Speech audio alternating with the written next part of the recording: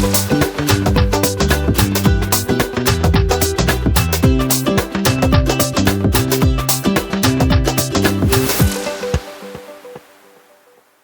I'm Nikki. Hi, I'm Amy. And this is episode 2. We're back. We are back, and I'm very excited that Nikki is doing her second one, so cheers. We're in our Wawa parking lot because we get no distractions, and I do love this. I do love it. I know. I told you, Wawa merch is so cool. I did mock it for a little bit. I know. We're in our Wawa merch. Look, I'm so short you can't even see mine, but Look, look, there it is. I'm in my Wawa merch. So guess what, Nikki? In the hot seat this time. I'm ready. Oh, she's in the hot seat. She's already ready. I'm ready because it's going to be about things that annoy me. And this is like, I've got endless supply of stories for this. But since we were just in Wawa, it made me realize one of the main things I cannot stand is when people are oblivious or unaware. And nothing screams that than when you're trying to order a sandwich with a bunch of people in a lunchtime in a busy store, whether it's Wawa or whatever. And they order their freaking sandwich. They go up to the ordering window and they just kind of block it as if they're the only person who's ordered a sandwich. And there's tons of people behind it, but it's just like, oh, and they have their little slip and they're waiting, and you're just like, I mean, I'm sure some people are like, oh, what's the big deal? You just tap them on the shoulder, excuse me. But no, it's just like, back up, you know? Be aware. It's just be aware. I don't know why that infuriates me. So hold on. You're saying that a person puts their order in, gets their ticket number, and like they could be 362. And they somehow think that their sandwich is going to be made instantaneously. Like they just sent it through. So they're rude and dumb. Like that's... So like they stand in front and block everybody, even though there's other people standing, even though there's human beings making the food. Now listen, I've gone up to it, excuse me, when my number's called, and they look at you like, oh, like shocked. Like what? Like, I'm telling you. Now like, oh, I'm so sorry. I've been like, I was on my phone, or I'm thinking about a million things. It's as if, what? Like I've gotten that. Like, ugh. It's the same thing when I go to the grocery store. And everyone who goes to the grocery store has that shadow of someone who happens to have like your same life in a like alternate universe. Yes, like your arch nemesis. You get there and they're in every aisle, everywhere you go, right? And sometimes you're coming from the opposite ends. You're like, oh, motherfucker, there they are again. And then you stop. But I'm always kind. And I feel like, I'm not kind, but I'm aware that like, let me back up and move my cart over here. If she's looking at the spices or something, I kind of like peruse from a distance. I don't just park myself up in front and like everyone else to wait where I like decide, what should I get? Again, not aware, rude, oblivious. But what kind of people annoy you? Oh wait, we're gonna talk about it? Let's talk about it. Who annoys you? What situations annoy you? Yeah, God, I don't know. Now, I know you're super positive. I try. But there's gotta be something in your life where you get angry for like a superficial reason, but it's people. No, I do agree with you with the whole grocery store thing. Like I definitely think I have arch nemesis people. Like when I go into, especially Trader Joe's, I go in, I have a limited amount of time. I know what I get there. Like I have my certain things that I get. Right. And I think there's a lot of lollygagging in Trader Joe's because people are like, oh, what should I try? Yeah. If you don't have a job and you don't have kids, do it on the hours in which you can lollygag. But when it's like that prime hours, like after work or the week, like acknowledge again, other people only have a limited time to get their groceries. Yeah, and it's almost like my arch nemesis goes slower because they can see. Just to piss you off. Yes, and I try not to think that because I want to say positive, but I agree. You're right. Like there are so many people that are oblivious and unaware of other people. Yeah. I think it's a real issue today. I mean, I think more than ever that people have this main character type of vibe where they are the most important person in their day.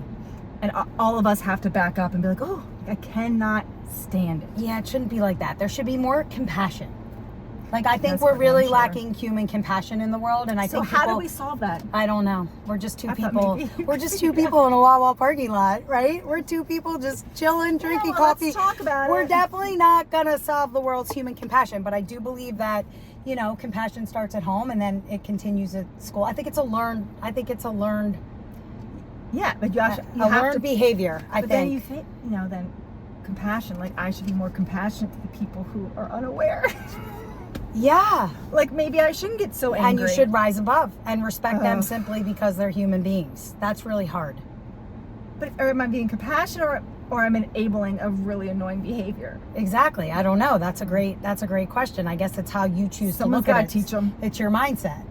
But I do believe that we focus on the wrong thing. Like, I think we always have to teach like self-confidence, self-worth, right? Like self-esteem. We do this with our kids, but really, if you just taught compassion and how to be a compassionate person, all that stuff naturally comes. Maybe. Like the self-worth, the self-esteem, the self-confidence, because when you're doing kind things for other people and doing good things and putting out good, it makes you feel good. Very true. Right? Very true. So then doesn't that go into the whole idea of like self-esteem, self-confidence, self-worth? Yes. Like you feel good about yourself because you're doing good things. So I do think that compassion is a learned behavior and we need to go back to it. However, we're not solving the world's problems. Not today. Not today. And you're right. There are a lot of people out there that do lots of things that are very, very annoying. Like I'm not on social media.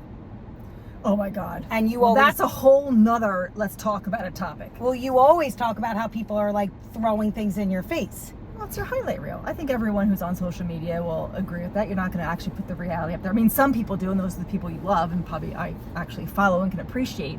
But most often it's a place to brag and to make people feel bad about yourself. So on the way over here, I'm behind a Suburban. Okay. And I'm at the light and I'm looking at the back of a Suburban.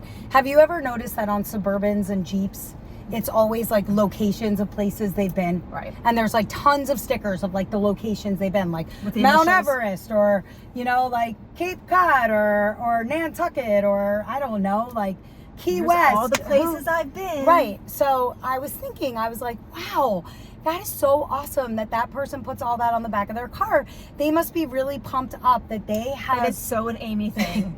To That immediately they- go, that's so great. That they've provided this amazing life for themselves and for their family and all these memories and all these moments. And they wanted to remember the moment. So they put that. Remember it. Why do you have to showcase it to people behind you? Why do I care where you went? So you think that people do it just to make you feel like jealous and like that your Not to life make me jealous. is their life is better than your life. Just so you know, I have a shore house in Nantucket. That's all I'm saying. They want me. They want me to know that. I was like, you do? I was like, I never knew that. No, these are all the places that I'm doing well. I'm doing well. Maybe I'm doing better than you. So but sometimes. So we're at this light, and I want to really rub it in your face of all the places I've been. That's what you think? It's like Facebook. It's like people do that. Listen, that might say more about my issues and that person's issues Yeah. that I have to sum that up in that way. So not all the time, but I do find it fascinating why people need to show other people what they're doing. Just do your own thing. Why? Yeah. I mean, and I'm fine. It is kind of weird. Like now that I'm thinking about it, like Suburbans and Jeeps have location places that they've been, right? Like that's like their thing, right? Yes. Other cars have like my kid's an honor roll student. You're like, great. But like even that kind of gets me like, all right, good for you. Yeah. But like political opinions and stuff. Do you ever notice like those are on different kinds of cars? They're not on your Suburbans or Jeeps. Suburbans and Jeeps are totally, this is where I've been. This car has climbed Mount Everest. What have you done in your life? I gotta observe that more. I didn't realize Yeah. that, but you're probably right. Yeah. Well, regardless. So do you? It's all annoying. But so is it annoying, or is it that people are like so proud of their accomplishments, or are they just trying to make you, know what? feel jealous? This is a really good topic to talk about because it can go either way. Because what is so wrong about being proud of what you and your children and everything do? You should be able to announce it to the world because it's great. Yeah. Why do I have to be cynical about it? And maybe makes me look jealous. I think it can go either way.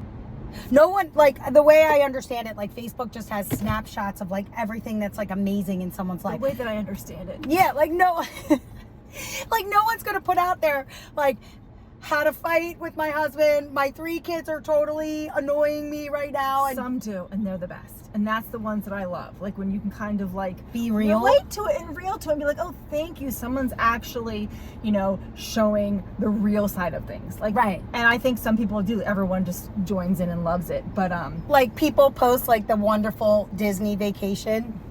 Sure. But then you're like, Yeah. It was 110 degrees. I had 3 children. It was not a magical experience. It was. Yeah, well, just like when you take your Christmas card photo and then you show, okay, well, this is what happened, seconds before we took the photo.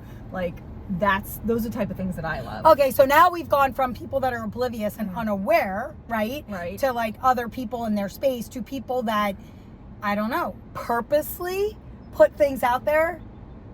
They're just so annoying. Sometimes So it's just so blatantly obvious that people are just like, look at me. And then when they do it and you're like, oh, this is so painfully embarrassing for that person who's just like showcasing themselves. But then their friends are like, oh my God, you're so great. And they kind of just like perpetuate it and you're just like, ugh.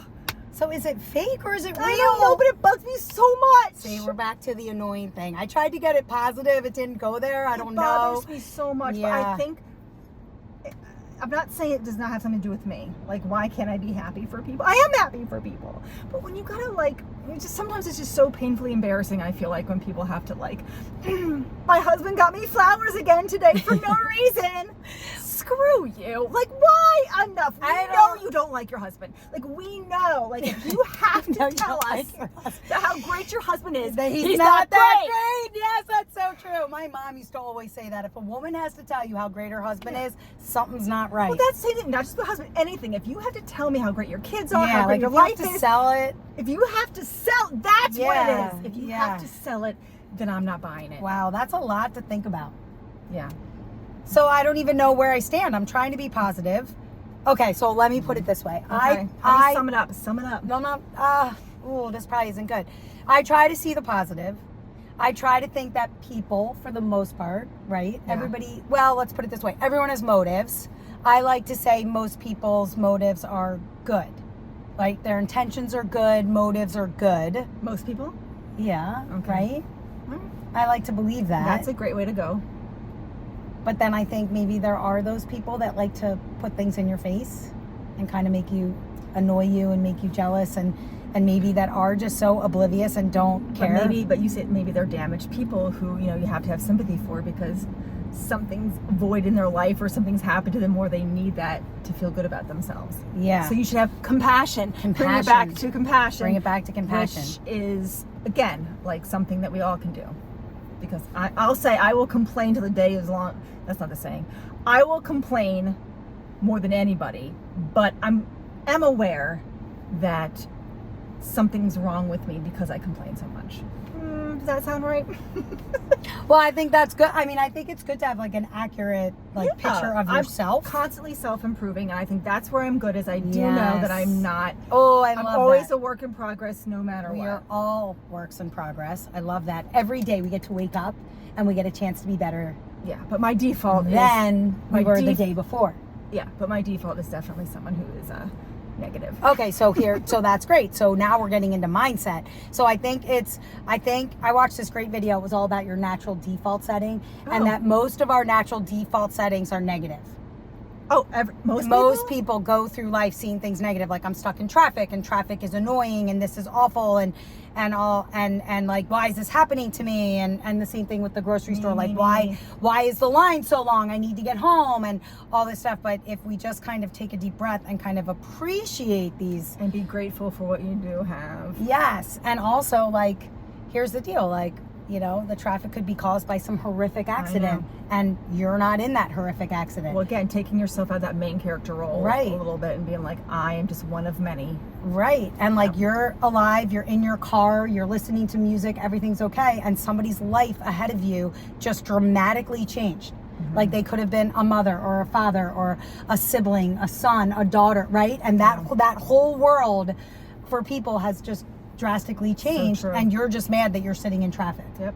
Right? And so I think we need to kind of change our natural default setting and change our mindset and be a little bit more positive with the annoying arch nemesis in the grocery store, with the people that love to post their entire life on Facebook or every location they've been on the back of their Suburban or Jeep. Right. And just be kind. That's what it comes down to. Just be kind. Easier said than done. How do you guys feel about that? What do you guys think? Do you guys agree with anything that we've said today? I don't know. We went all over the place. We went all over the place, but that's a tough one. That's a lot. There's a lot in there, I think. Yeah. that we talked about.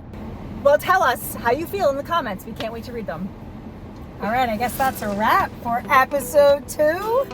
So, cheers. Cheers. We're getting back out there. Can't wait to see what you guys think about Yeah. all that we talked about. Tell us such positive things in the comments.